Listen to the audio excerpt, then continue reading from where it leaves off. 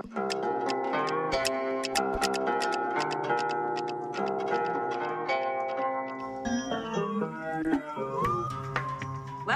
to Make That Paper, the show where we talk about all the crazy jobs we do to make the cash we need to pursue our artistic dreams. And to accessorize Malibu Barbie. Today, we're talking about that cater waiter commission or the photo double duty, and of course, the old personal training post. We are your hosts, Jamie Parker Stickle and Jason Bieber. And today we're talking to a super talented actor who side hustled his way into being the silhouetted face of one of the most notorious horror franchises in history.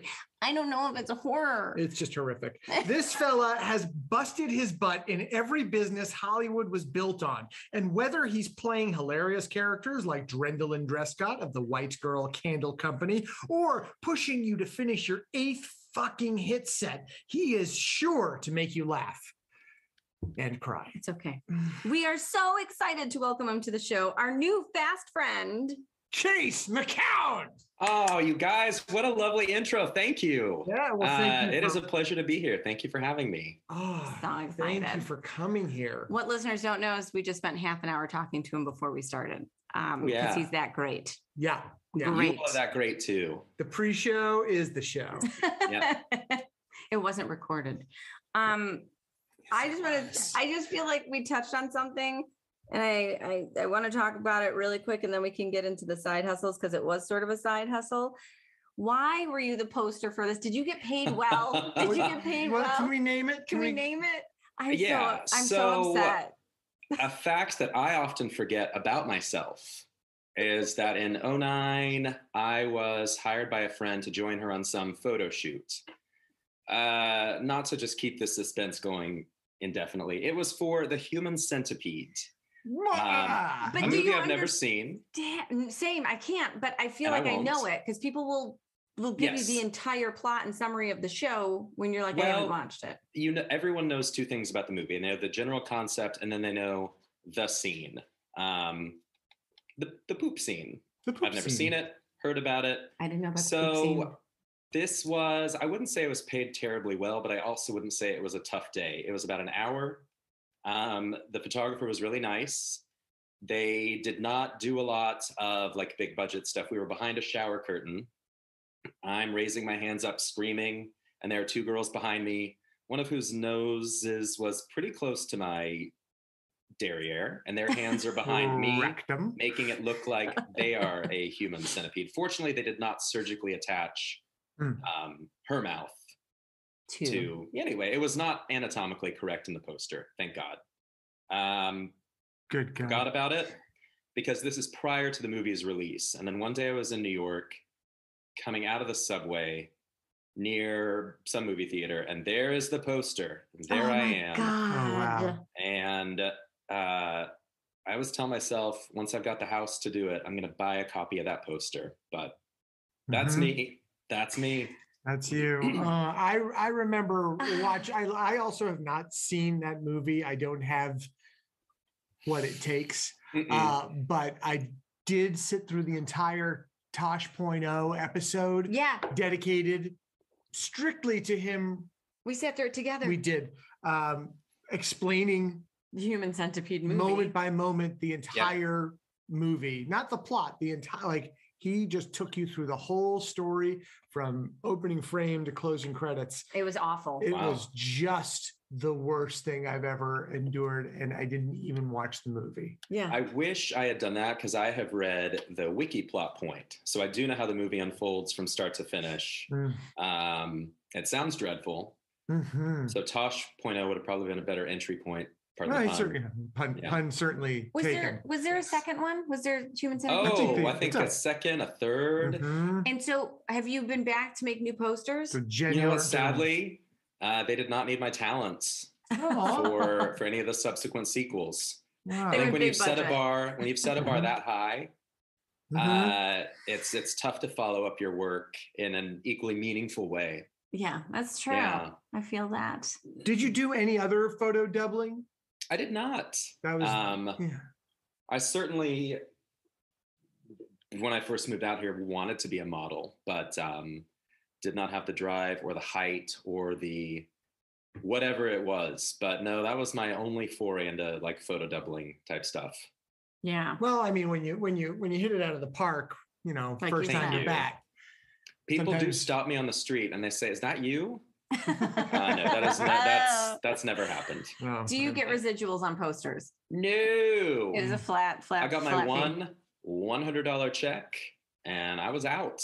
Wow. The coolest part was going to pick up my check at it's Hollywood Highland. It's like the trailer park office, but that is the actual name of the office.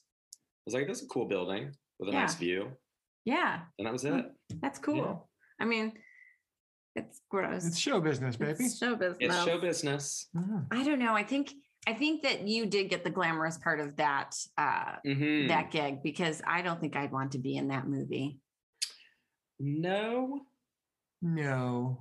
I mean, no. They have to think about it. No, I don't have to think about it. I've now been forced to think about it. And the horror is unraveled. The true horror of that film is not the film itself, it's the idea of making it. Yeah. Also, I want to say that the girl probably got $50 whose nose was in your ass because she wasn't featured in the poster. And that would be me. People would be like, "Are you modeling?" And I'd say, I'm on the poster. I do remember what I wore, and it was like a pair of shorts, but they were just pantyhose. Not quite as sheer, but I mean, it was, there was little distance from me to her. So let me ask you this. At the time, what an exciting gig to book. I'm not going to call it your side hustle. You were side hustling for the opportunity. Yeah. I mean, during that that was like a side hustle tangential to two other side hustles. But what I do like about the overall story, and I think it's something that mostly only people in our industry get, is like, that's when you are just taking 4 or 5 weird gigs, some of them permanent and some of them a one-off, to pay your bills. 100%. And it was that experience itself. The shoot was perfectly lovely. It was quick, no drama, no turmoil. And at the time I had no idea what the scope of this movie would be. So it's also kind of fun to know that one of these small side hustles actually had some sort of weird, I wouldn't call it enduring, but like, it had legs. I still see that poster. What? It had legs. Yes. 6. It had legs. Only 6. Legs. Yeah. It's supposed to be a centipede. Where's there? Oh, that's part 2, 3, 4. Well, I do know that there's an image from, I think, one of the sequels where it's like there are 12 or a couple more than 12, like a couple dozen people out in like a prison yard, all nose to ass surgically. What a long day that must have been. Because that's the thing too, is like there's only so much prosthetic you can use to film that convincingly. You at some point kind of have to cozy up to your co-stars. I feel sick.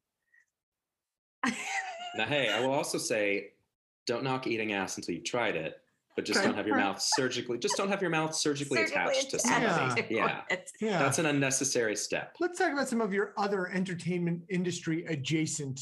Yes. Certainly. Side hustles or full-time hustles, it looks like. Yes. Yeah. And I think part of that was steeped in, growing up in Oklahoma, a very Midwestern sense of a work ethic, which I am grateful for. Because I think sometimes when you translate that into the entertainment industry where it's not as structured, it's a little easier to not have that discipline. Yeah. So I'm thankful for it. And I think that that's one of the reasons when I moved out here, even with a little bit of savings, I just immediately wanted to hit the ground running.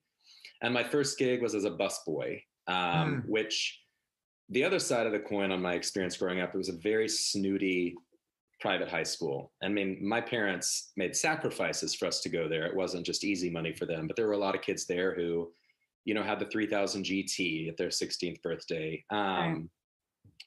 So there was also that sense of, in high school and college, I didn't have to do anything like being a busboy. So I kind of liked it. And I think that initial experience, I wouldn't say liked it, but I liked busy work like that, where you're not at a desk. The time goes by quickly. And I think that set the tone for my years out here of just, I'm not too proud. And shortly thereafter, I got a job simultaneously waiting tables. And then I was also at the front desk of this sports club in Beverly Hills. The restaurant was in Studio City, and I would usually race from one to the other. And there were a couple instances where I would see like a star or a celebrity at the sports club at the day. Then I would drive to the restaurant at night and then wait on them later. So there got to a point with my schedule where it was kind of burning the candle at both ends, where I eventually had to like put some focus on the acting. And to that point, I had settled into just kind of exclusively waiting tables for a while. And that is where the blog that got me a little bit of notoriety was born from. Bitter Waiter. The Bitter Waiter. Bitter Waiter. Yes. How long were you writing that blog before it got traction? It was a while because I initially wrote it for such a small select audience. Family and friends back home, coworkers. I didn't even promote it, on Facebook at the time. And then it just grew. This Tumblr blog? Were you on Tumblr? It was TypePad. TypePad. Initially. Yeah. And I moved out here solely to be an actor. Yeah. But my degree was in journalism, so I knew how to write. And just because more, when you're an actor, there's only so much you can do to hone that craft, especially if you live alone. But writing, which I wasn't necessarily focusing on, the blog gave me that consistency. And so I did start to venture out. I got a lit manager through the blog itself, and then learned a little bit about TV writing. So it was nice, again, to kind of take the silver lining from that day job. It actually led to something much bigger. But the waiting tables itself, I fucking hated it because I may have a work ethic, but what I was not raised to suffer were like entitled people with wildly self-indulgent and just unreasonable requests. I was also like what? Oh God. If I liked you as a server, great. But if you did one thing to piss me off, and granted, it's not like I ran amok, you still have the potential of getting fired for being a little flippant. But I mean, and it was a place in Studio City that's still open. Is it hot and trendy? Mexicali, so no. Mexicali, sure. Oh my God, yes. Yeah. And if anyone from that is listening to it, hi. I don't care. Hi guys. Yeah. I mean, I know the owners were there all the time.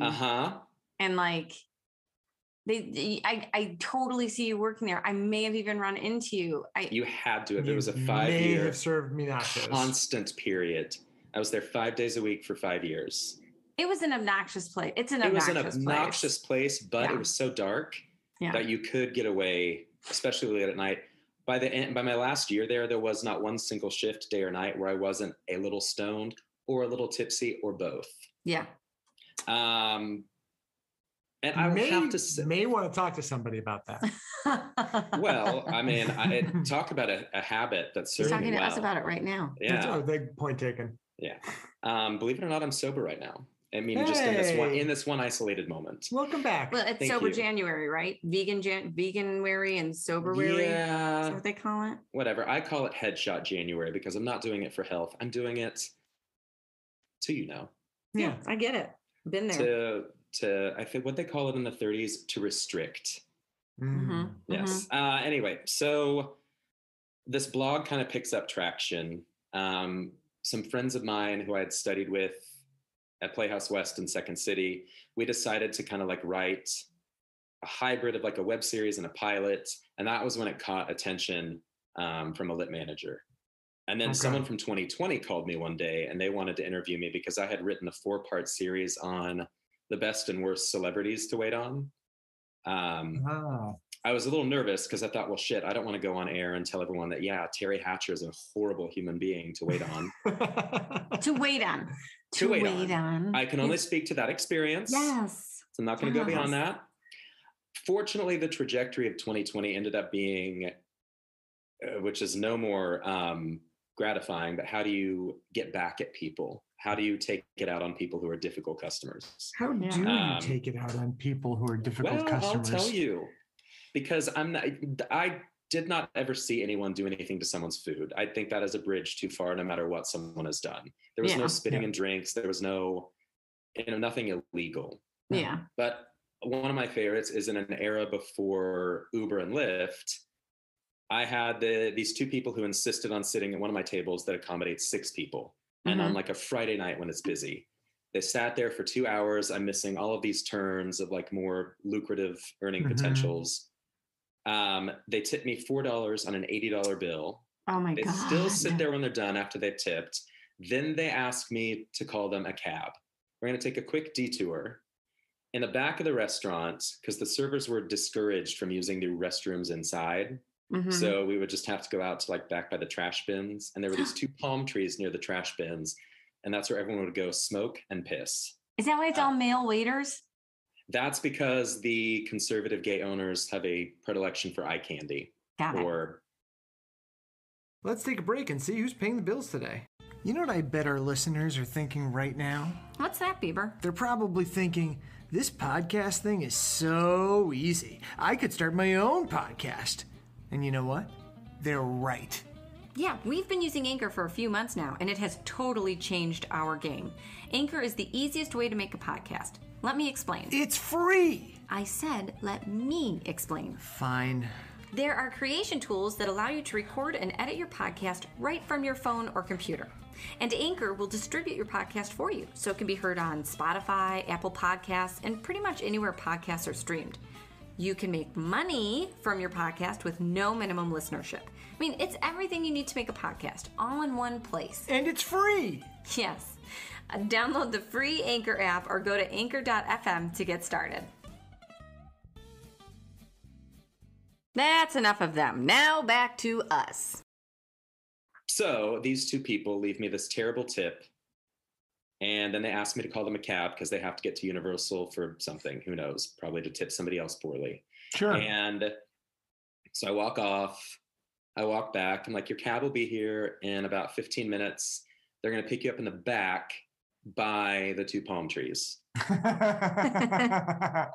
So clearly I never called the cab ever. And I'm just watching these 2 people sit and suffer for what was probably a 20-minute period before they finally got wise and then asked the host, like, can you call our cab and see where they are? But I was like, no, I'm not calling your cab. So those were the ways I would get back at people. In ways that were kind of the transaction is untraceable. done. Yeah. Like if someone was a dick, I would lie and say that their credit card was declined, but I would say it in front of the whole table. That's amazing. Because you can't Take notes. because you can't go back and like disprove me on that because it No, could be a no. fluke with a credit card machine. Do you Yeah. have a credit card swiper in your pocket that you can run? Nope. Yeah.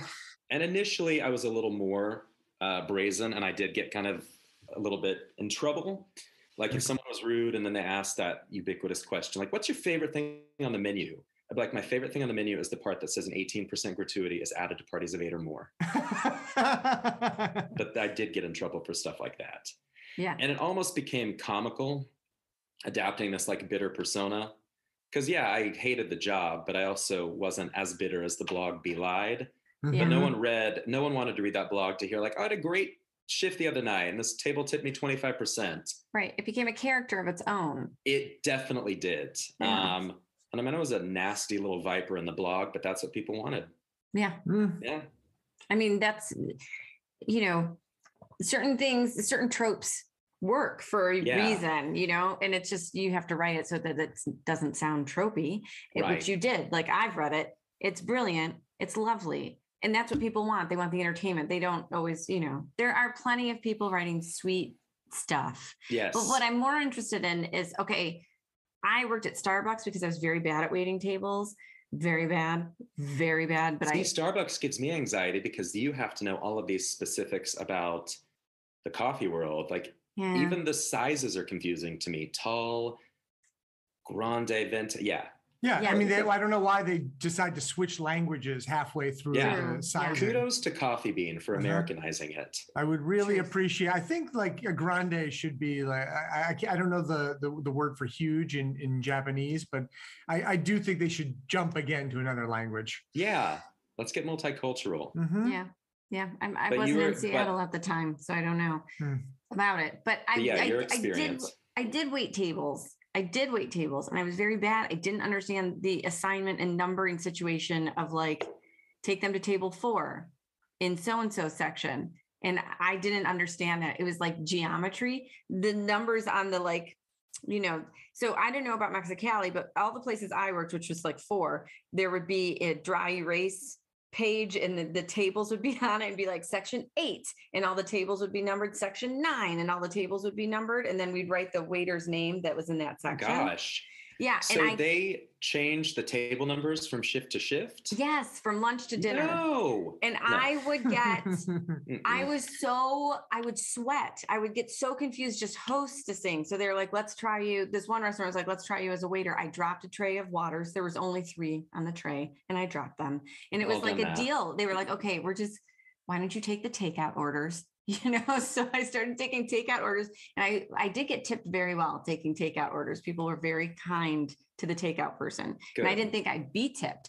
But so I worked at Starbucks and I wish that I had been as smart as you to blog about it because I worked in Brentwood. So that was my first waiting tables gig at a California pizza kitchen in Brentwood. Okay. I've been to that California These pizza wealthy kitchen. celebrities with their Brentwood homes come in to get their coffee. And this woman was like, you charged me 5 cents too much. And I was like, I know, right? One guy, and I was like, what are you talking about? I just pressed it in like 5 cents. And she was like, it always cost me $1.45 to add a shot of vanilla. And she's like, and you just charged me $1.50. And I was like, I didn't know what to do. No, I pressed the shot of vanilla button and the machine charged you more. But she was having a complete mental breakdown over it. They and I was take like, it personally. They take it They personally. take it as an attack. I was like, it's on me today. Like, just go get your coffee. I get 1 free drink at Starbucks per shift. I gave her my free drink because I was just so afraid of like upsetting people. It's my Midwest is 1, workhorse, 2, keep your head down, your eyes down. Please, everybody, do not create a scene. And 3, you're a woman. So just don't do it. Like, just follow orders. Well, and then in a place like Brentwood, because waiting tables in Studio City at Mexicali, you don't feel like you're in a classist system that's highlighted because you have people you're like, I know, even as a waiter, I make more money than this piece of trash. Because Mexicali would be everyone from an Oscar winner to like someone who's sleeping on a tent on the street. Exactly. Brentwood, though, had that very distinct, because I remember the way that people would talk to me at CPK, that fucking wave that kid's cup in my face, like, Richie needs more milk in his sippy. Yeah, exactly. I'm not Richie, and don't talk to me like that. I had one of the, I'm not going to say his name, but he is one of the, what do you call the top echelon of actors, movie actors? He's an A-list? He's an A-lister. Yeah. This man does not need a nickel from me. He came in with a 50. If you've ever been to Starbucks, they don't accept anything over a $20 bill. And even then we might not have change for it. It's all locked. He's been coming to the Starbucks. He knows the rule. He's like, I only have a 50 today. And he wanted a cup of coffee. And I was like, well, you can use a credit card. And at this point, I'd been there 6 months and I was like exhausted. And I was like, you can use a credit card. Jamie's doing the 4 a.m. shift. I was doing the 4 a.m. Oh, shift. God. Yeah. And then I would go from there. I would work from 4 to 8:30. And then I would go be a makeup artist from 11 to 7. And then I would go to acting class. And then I would squeeze in auditions like in between, right? Make that paper. So I worked 80 hours a week and I was exhausted. And I was like, well, then I guess you're going to have to go across the street to the pharmacy. And he was like so pissed. And there's a line behind him and they're all looking at me like this because of who it is. And he just stood there. He was defiant. And our shift manager came up and she's like, what's the problem? And he goes, I have a 50 and she won't give me my coffee. It's bless her heart. I love her so much. Achusa, if you're listening. She goes, then I guess you're going to have to go across the street to the pharmacy. If she told you to go to the pharmacy, then go to the pharmacy. Good. And he was so pissed, you guys. I was afraid. Like, I didn't think he was going to do anything, but you could just see how angry he was. And he just left and went to the pharmacy and came back with money. Good. I mean, dick. The walk probably did him well. Yeah. The fresh air. It just felt good to win. It felt good to win. It does feel good because in so many restaurant cultures, especially at Mexicali, they never had our backs. When they installed security cameras at Mexicali, it was not to keep tabs on the drunk customers. They were positioned at like the server stations. Mm-hmm. Oh my God. And we were treated like when we were there, we were under lock and key. You had to ask to go to the bathroom. Oh my God. I'm like, what, are you going to say no? And I'm just going to piss on your floor? Yeah. So good for her because I hated, and it was really bad at the sports club. which folded, and good riddance. But I mean, we would have to cater to these people. Jessica Simpson would walk in with like 8 bags and 2 dogs. And I was told you can't let these people pass through. And by the way, don't edit out the names that I use, because these people should be called out. All right. I love it. They're officially on blast.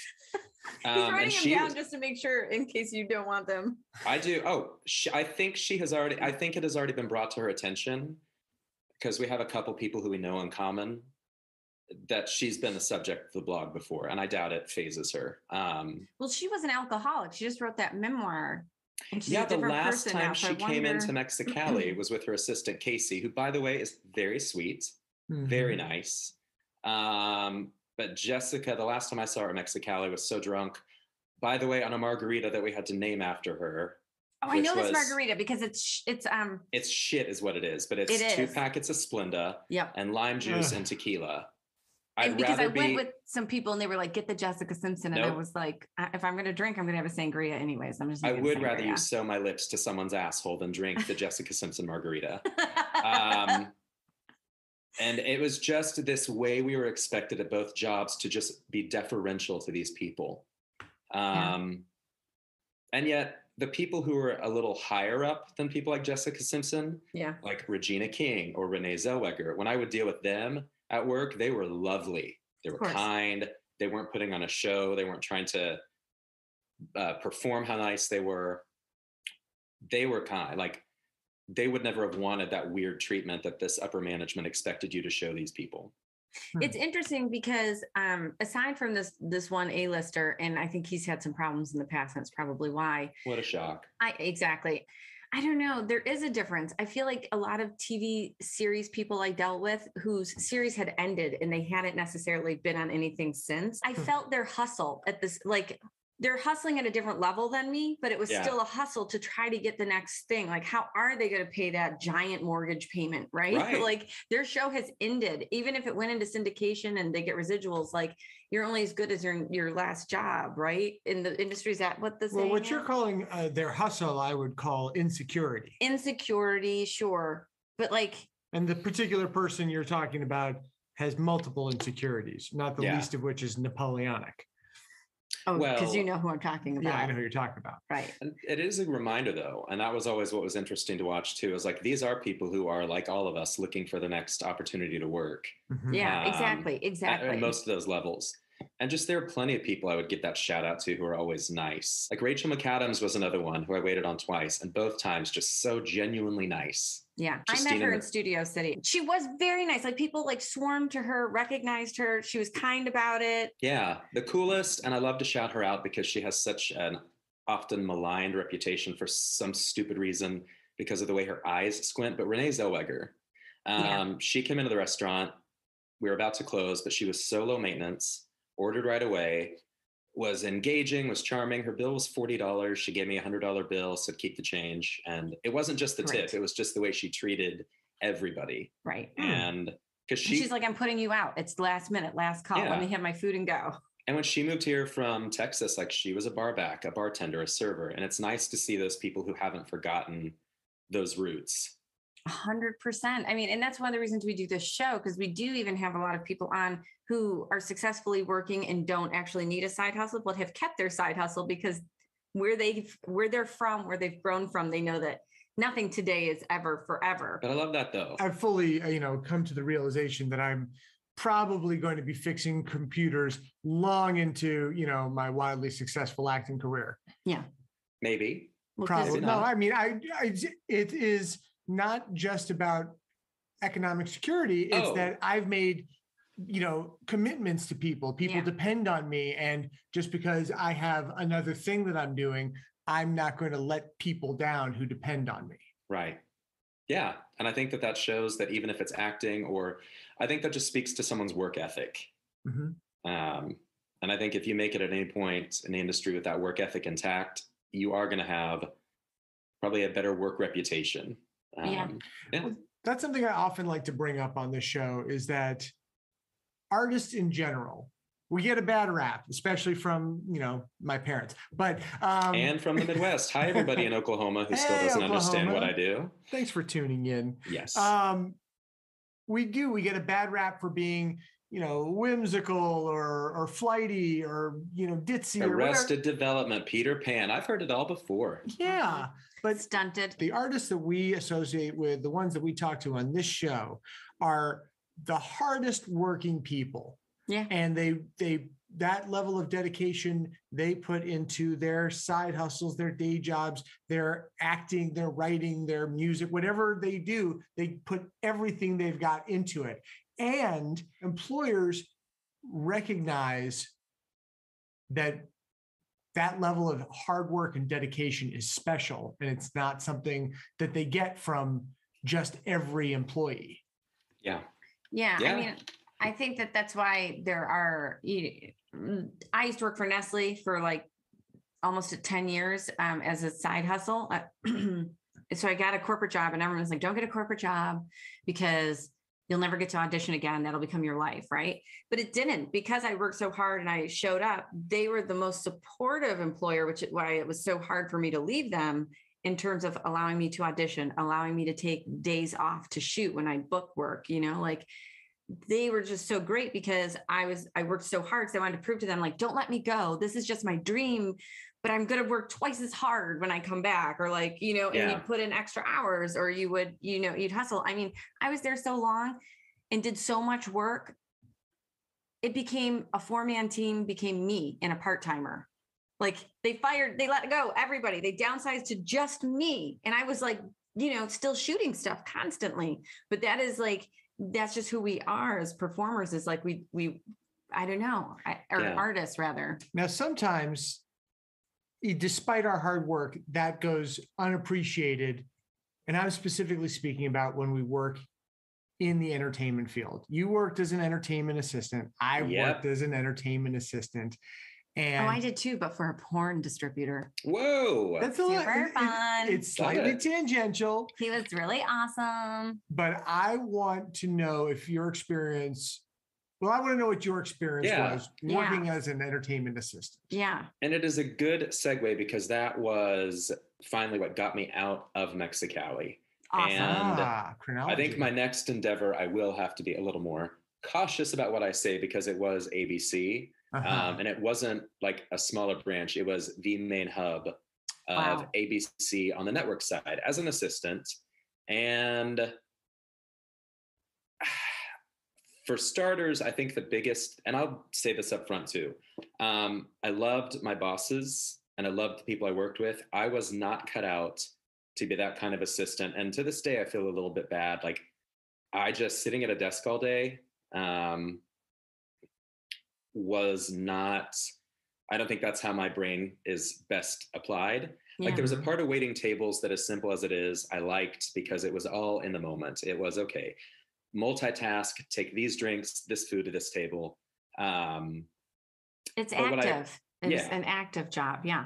But what I appreciated about ABC is I learned so much about the business side of acting and writing, something that most actors and writers don't get to see. Yeah. And it informs so much of the decision that's made behind closed doors. Yeah. And that conjecture we have about like what happened after my audition or what they think of my script.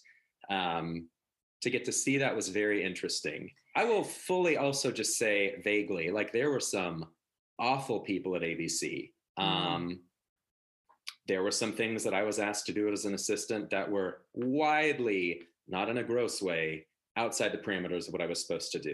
Like, my girlfriend just she just changed chefs, so I think I can say this, and I'm not going to say who it is, but she's an executive assistant, and they asked her to make their pap smear appointment. Well, it's not like they asked her to give the pap smear. No, but you have to give like certain particular information when you call the doctor. And she was like, I only knew this woman for 2 weeks, and I was so embarrassed to like, okay, 2 weeks. Okay. See, I had two bosses, and they were the same two bosses for my entirety at ABC. Which was how long? About 4 years. Okay. And then I moved on to being a writer's assistant and then a showrunner's assistant. So the assistant trajectory was all said about 8 years. Wow. But without naming names, one of my two bosses, the funniest one to me, and I still have this text thread, was my daughter wants to be Catwoman for Halloween. So you need to go find Catwoman shoes. I'm like, oh, is there like a specific store that sells?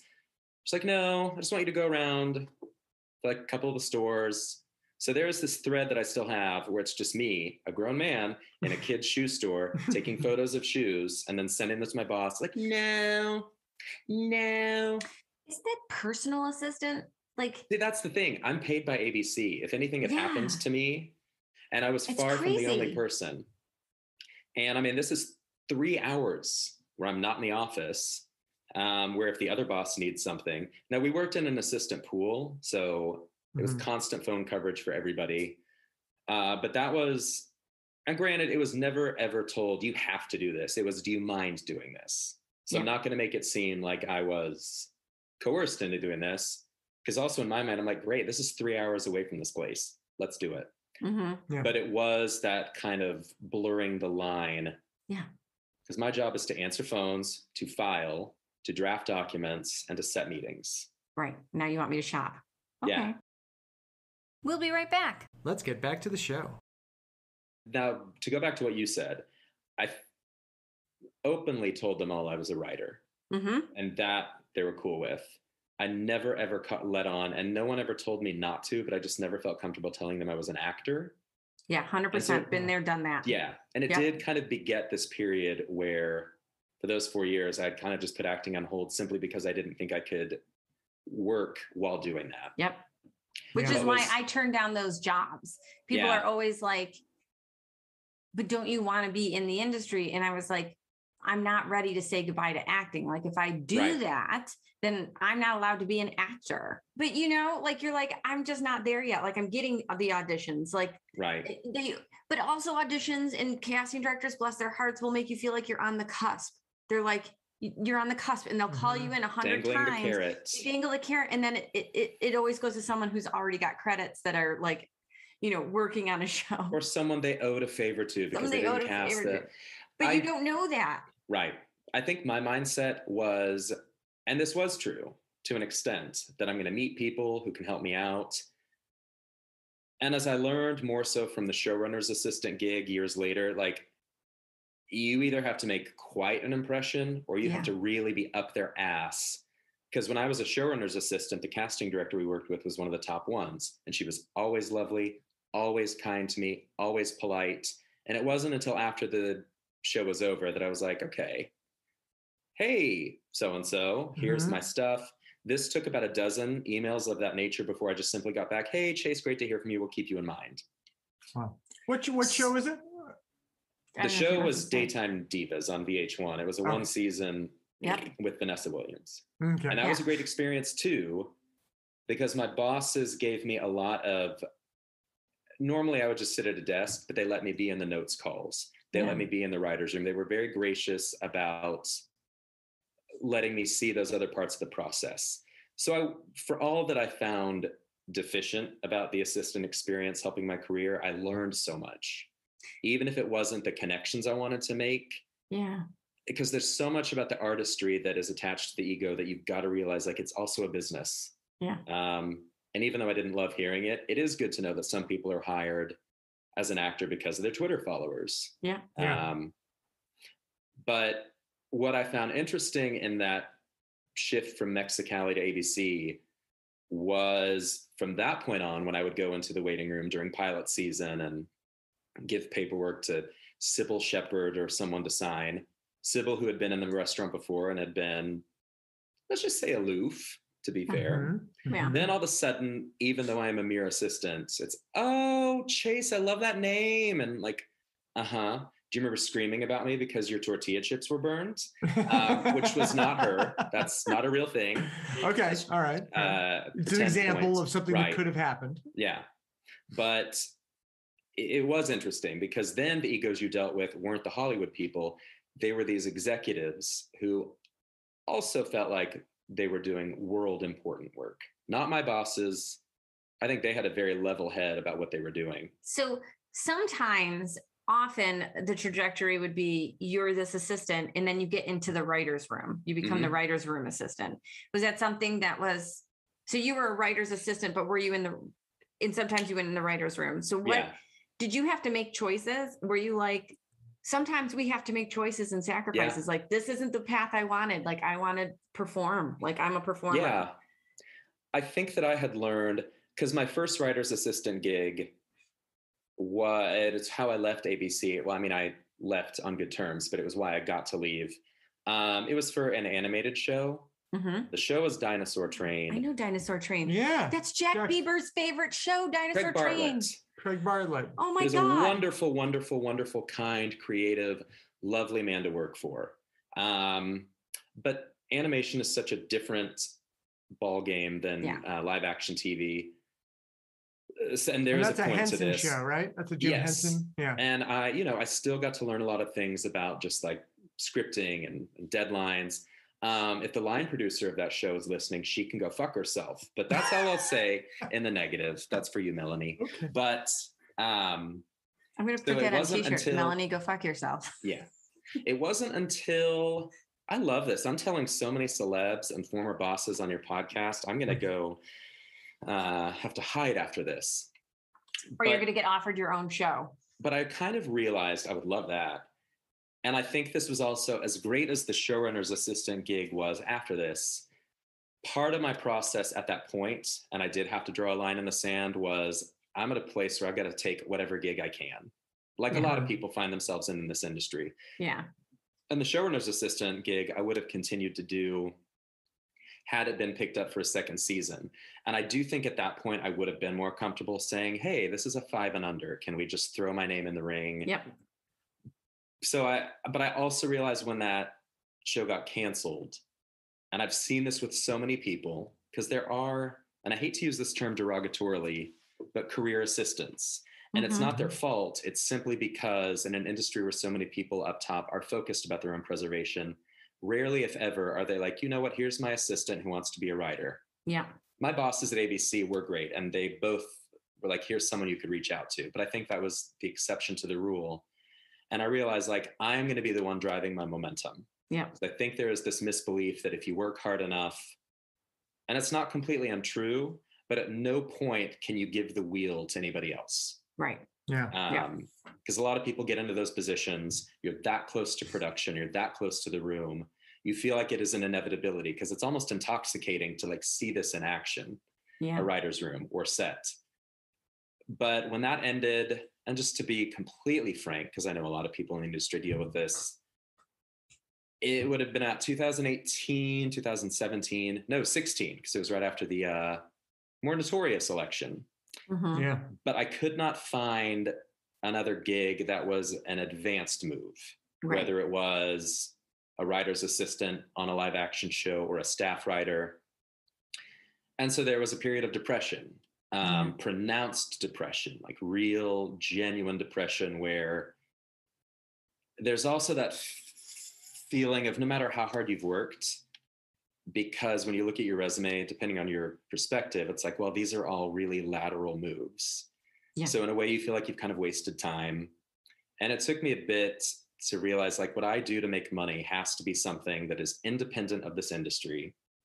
Because if I'm going to use my energy to network, it can't be someone I'm working for. Because there is an understandable expectation that when you're the showrunner's assistant, you are there to do a job. Mm-hmm. And you are not paid by Sony to network. And I get that. I'm completely fine with that. So I found that I had to remove myself from that assistant pool, or else that was just going to be my shingle. Yeah. And that was how, in a roundabout way, I found fitness. And it just turned the tide in every possible way. But I think I've gotten so far afield from your question. No, you're fine. But I do think that even if you go into those jobs with the best of intention and the highest of hopes, you've still got to be running the show, and you've still got to be dogged about being self-motivated and fighting for your career. Because no matter how good of a job you do, you're still going to be the one navigating that. Yeah.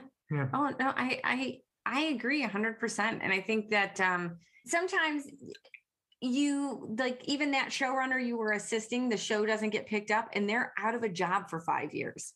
Yeah. Yes. And people don't realize that. Like your showrunner that you were hired for. So where do you go? You're out of employment because they're out of employment. Next thing you know, they're selling MLMs or like something MLM until, HelloFresh or TikToking their world.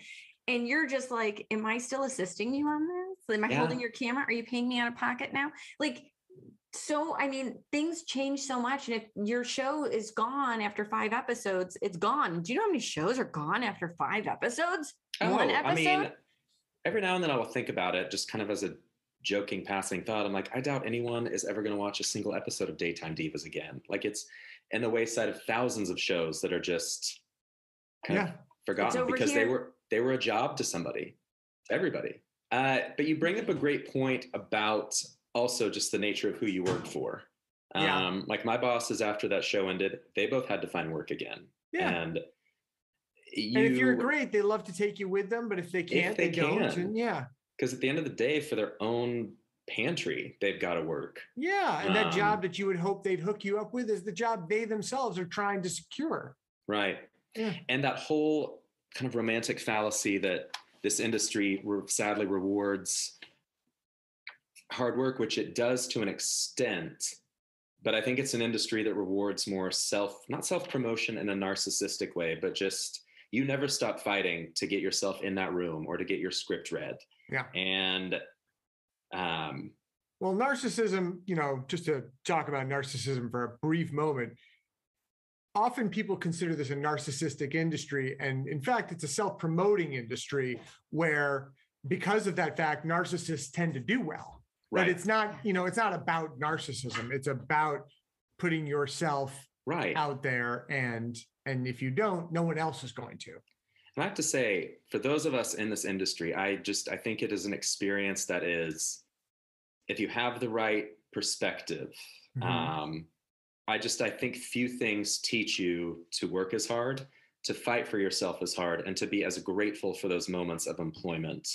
Yeah, because it's, to Jamie's point about that, like romantic notion that you're going to move upward in this industry. You could lose it all in one day. Your series ends and you work again for 10 years. I mean, sadly, it is a rather cutthroat industry, but you do it despite that because you love it. But you can't thrive in this industry without self-promotion. Yeah. I mean, I know few people who just love Instagram. Ironically, it's more fitness people who kind of love that influencer mentality more so than like actors. Well, I wrote something today where it's like, and I'm sincere about it on Facebook. You don't know how difficult it is to give free content and make people watch it. It's free. Watch my content. Yeah. Watch my content. It's free. Like I'm giving it to you. And still they would rather watch misinformation on TikTok and Instagram by influencers. Misinformation. You heard me right. I am Gen X. It is not true information. What these people are telling you, they have no degree of education in it. They're just good at talking and they're pretty. Especially in the world of fitness. Especially in the world of fitness and nutrition. Yeah. Like the human body is not some sort of subjective thing to study. Like there's fact and there's fiction. There's fact and there's fiction. About form, about just general health. And you just watch these people who are, as you say, like very pretty. And you can tell even on their, whatever they're demoing, like you're misleading these hundreds of thousands of people into some terrible form, some knee injuries. But I digress. Yeah. Well, no, actually you got us right on topic. I'm right on. That's what we wanted to move into. Yeah. Now, I think it's time to do a little full disclosure here. I myself have been working out with Chase McCown, the fitness guru, the personal trainer for 2 months now. Since right after Hanukkah. It's right after Hanukkah. Yep. And Jason, just so you all at home know, is such a hard worker and just is a pleasure to train. And I've seen the strides. So. Yeah. Well, I think Jason's a model. His mom was a model. And I just think like, he's very easily gets right back into shape when he works. A model what? Love that. Model behavior, Red. Yeah. Model behavior. But to the overall point, yes, that's how we met, as Jason is one of my clients. But that to me, that whole scope of fitness, personal training, spin, It is the first thing in my life, other than getting to be on set, where sometimes clicks like, I'm also getting paid for this because I do enjoy it.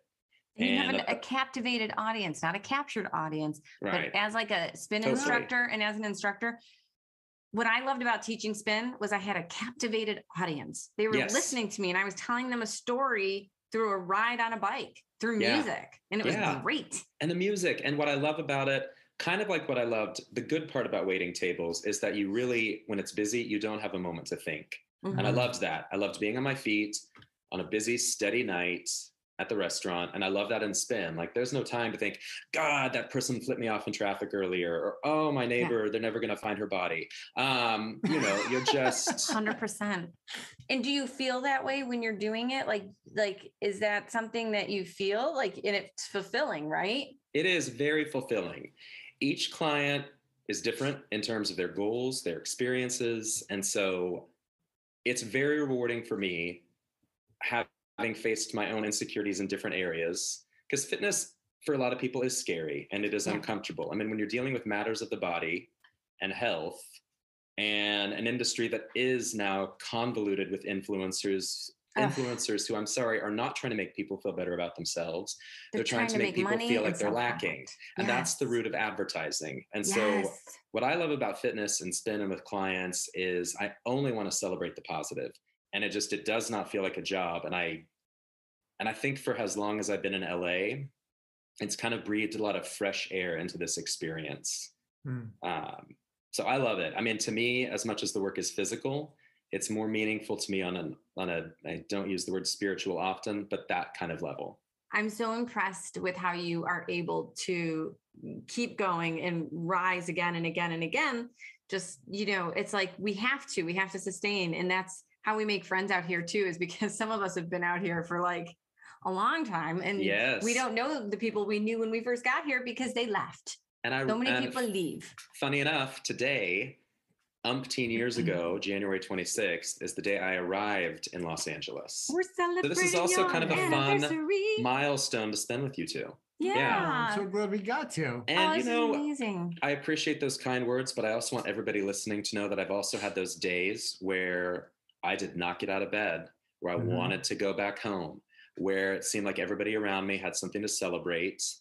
And so anyone who feels like they're alone in those moments, like we all have them, that's what disappoints me the most about social media, is this idea that you have to curate this experience that inadvertently makes people feel like, oh, well, I'm just a big sack of shit. And it's like, no, I've had those moments where I've Googled jobs in a comfortable Midwestern city and where I haven't even wanted to brush my teeth. Like there are those days where there is no motivation and you just get through that one day, know that that setting is just that. It's a setting. It's not going to be your permanent position. But if you love what you are wanting to do in this industry, beyond the accolades, beyond proving a point to anybody, you will keep doing it, not begrudgingly, but because there's still a joy to it. And that's my rule of thumb. The minute this feels like I've become more bitter, unmanageably bitter, beyond just a normal bitchy streak, the bitter then actor. It is time to leave. If there's no joy in it and I'm proving something to somebody beyond me, 100%. Yeah. Thank you so much for being here. This was awesome. Thank you. This was a delight. And thank you for letting me do this retrospective of my own time here on a day that's an anniversary. She showed on Monday. Stickle, thank you for bringing Chase into our lives. You are welcome, Bieber. And next week, I'm bringing someone wonderful into the fold. The one and only Ithamar Enriquez? You know him. But now I'm losing ground. You call me lazy. You think I'm crazy. So why'd you come around? She want my money, but I got no money. This ain't no savings and loan.